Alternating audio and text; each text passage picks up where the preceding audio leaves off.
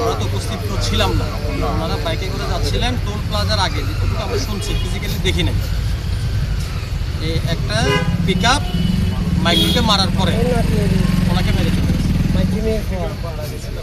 সাথে সাথেই মারা গেছে আমার কাকা আর আমার কাকাতো ভাই। এখানে আমার পরে মারা গেছে, এতটুকু পর্যন্ত বর্তমানে জানি।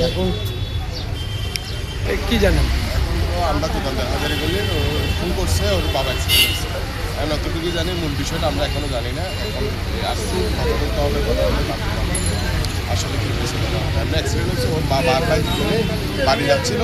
ওনার ভাই মনে হয় একটা স্কুলের মাস্টারি করে, তো সকালে যাচ্ছিল, ওখানে বাড়িতে যাচ্ছিল। বাপ ভাই দুজনে বাসা থেকে বেরিয়েছিল, নতুন ব্রিজে অ্যাক্সিডেন্ট হয়েছে।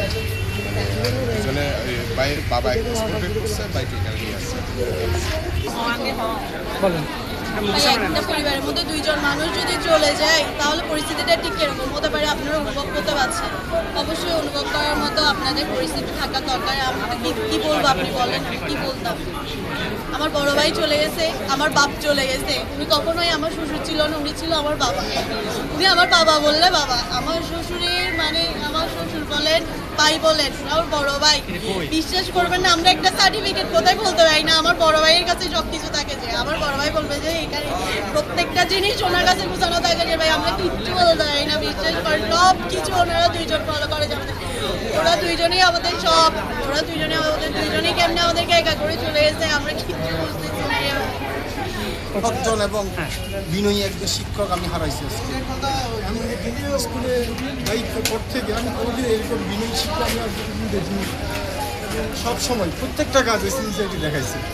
আপনাদের কাছে আমার একটা আর্নেস্ট রিকোয়েস্ট, যেহেতু আপনারা প্রেসিং লোক, এই যে আমরা এটা একটু দ্রুত যেন ওনাকে একটু ইয়ে করেন, রিলিজ করতে পারেন। এই ব্যাপারে আপনারা একটু দয়া করে হেল্প করুন। মানে ওনার সাথে আমার লাস্ট কথোপকথন হয়েছে যে এসএসসি পরীক্ষায় উনি ডিউটি ছিল, ডিউটির শেষের দিনে আমি ওনার বাইকে সবসময় আসা যাওয়া করতাম। স্যার আমি যাচ্ছি, আশীর্বাদ করবেন। আবার পরীক্ষার ইন্টারনাল, আমি তো পরীক্ষক।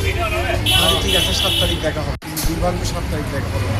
শেষ এসএসসি পরীক্ষার শেষের দিনেই ওনার সাথে আমার শেষ দেখা। চলে আসার সময় বিদায় নিলাম দুজনের একসাথে, আমাকে ব্রিজে নামাই দিল। আজকে চলে তার সকলকে সম্মান করছি। আমার নাম নাসিরুদ্দিন আহমেদ, প্রধান শিক্ষক, দৌলতপুর হাই স্কুল।